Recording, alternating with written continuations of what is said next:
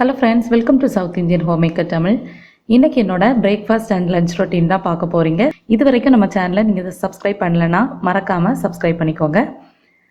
நான் இன்றைக்கி breakfast and lunch ரெண்டையுமே மார்னிங்கே ரெடி பண்ணிக்க போகிறேன். ஸோ அந்த ரொட்டீனை தான் உங்கள்கிட்ட ஷேர் பண்ண போகிறேன்.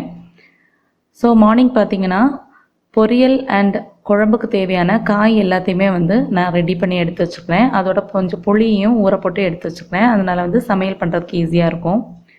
இப்போ ஸ்டவ்வில் பார்த்திங்கன்னா நான் ரைஸ் வேக வச்சிட்ருக்கேன்.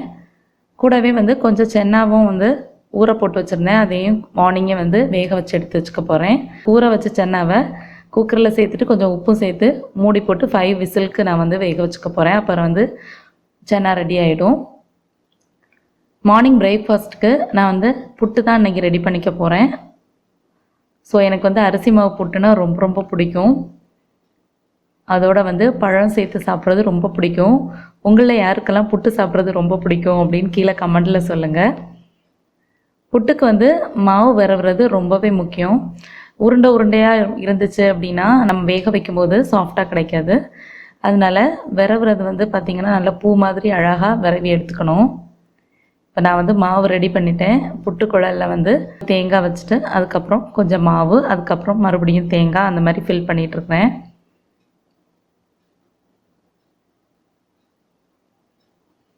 ஸோ எத்தனை வகை புட்டு பண்ணாலும் நமக்கு அரிசி மாவு புட்டுன்னா அதுக்கு ஒரு தனி வாசனை இருக்குது.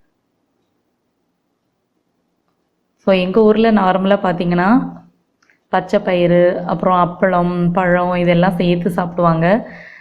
அது ரொம்ப டேஸ்ட்டாக இருக்கும்.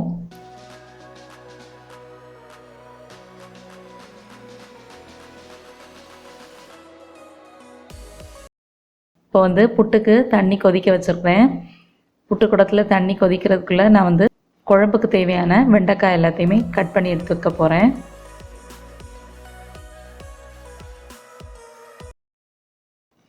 ஸோ புளிக்குழம்புக்கு இந்த மாதிரி நார்மலாக கொஞ்சம் நீட்டமாக கட் பண்ணால் தான் கரெக்டாக இருக்கும். அடுத்தது நான் பொரியலுக்கு தேவையான முருங்கைக்காயும் கட் பண்ணிகிட்ருக்கேன்.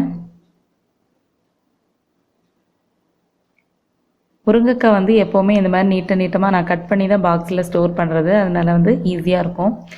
இப்போ பார்த்திங்கன்னா புட்டு குடத்தில் நல்லா ஆவி வர ஆரம்பிச்சிருச்சு, தண்ணி கொதிச்சிருச்சு. அதில் புட்டை வைக்க போகிறேன். அது வெந்துட்டுருக்கிறதுக்குள்ளே நான் வெங்காயம் எல்லாத்தையுமே தோல் உரித்து ரெடி பண்ணி எடுத்து வச்சுக்க போகிறேன். இப்போ எப்போவுமே வெங்காயம் உடைக்கிறது தான் எனக்கு ரொம்பவே கஷ்டமாக நான் ஃபீல் பண்ணுவேன். ஸோ உங்களில் யாரெல்லாம் இந்த மாதிரி ஃபீல் பண்ணுவீங்க அப்படின்னு கீழே கமெண்டில் சொல்லுங்கள்.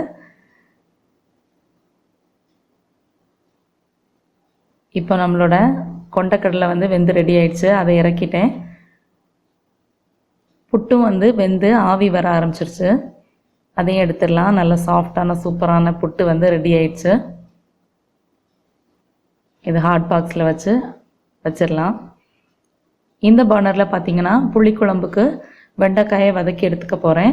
அதுக்கு நல்லெண்ணெய் தான் நம்ம யூஸ் பண்ணிக்க போகிறோம். கொஞ்சம் நல்லெண்ணெயில் வச்சுருந்த வெண்டைக்காய் எல்லாத்தையுமே ஃப்ரை பண்ணி எடுத்துடலாம்.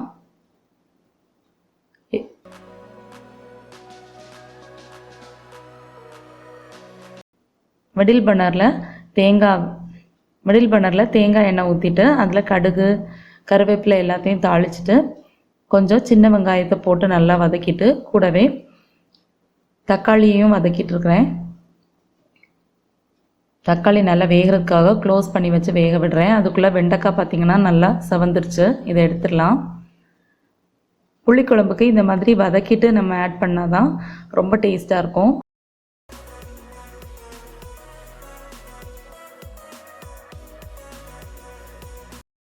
இப்போ நம்ம வெண்டைக்காய் வதக்குற அதே எண்ணெயில் கொஞ்சம் கடுகு தாளிச்சிடலாம்.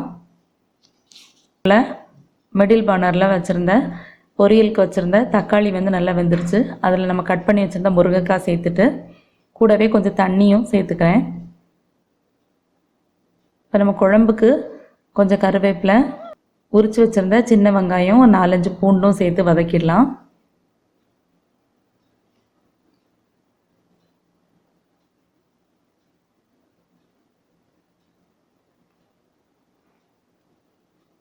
ஸோ பொரியலில் கொஞ்சம் உப்பும் சேர்த்துட்டு நான் மூடி வச்சுட்டேன். நல்லா வேகட்டும்.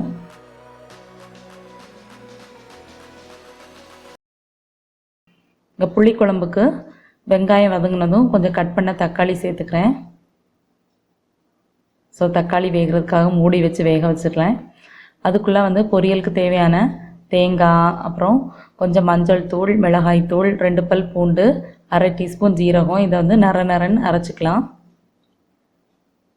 நம்மளோட முருங்கைக்காய் பொரியலில் முருங்கைக்காய் நல்லா வெந்துருச்சு. அரைச்சி வச்சுருந்த மசாலாவை நல்லா சேர்த்து மிக்ஸ் பண்ணிக்கலாம்.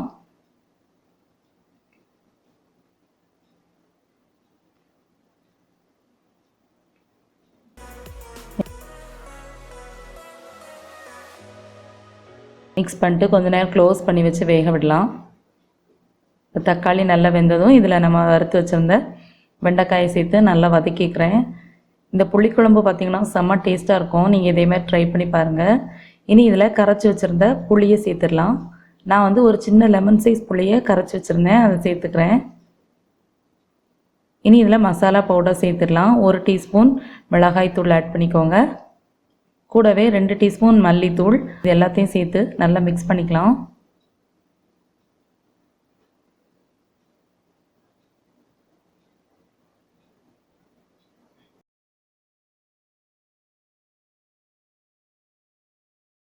இதில் குழம்புக்கு தேவையான அளவு தண்ணியும் சேர்த்துக்கலாம். நல்லா வேகட்டும், மூடி வச்சு குக் பண்ணிக்கலாம். கொஞ்ச நேரத்துலேயே பார்த்தீங்கன்னா குழம்பு நல்லா கொதிச்சிருச்சு. குழம்புக்கு தேவையான உப்பு சேர்த்துட்டு இதுக்கு கூடவே 1 கப் அளவு தேங்காய் பால் எடுத்து வச்சுருந்தேன், அதை சேர்த்துக்கலாம். நல்லா கலந்து விட்டுக்கோங்க.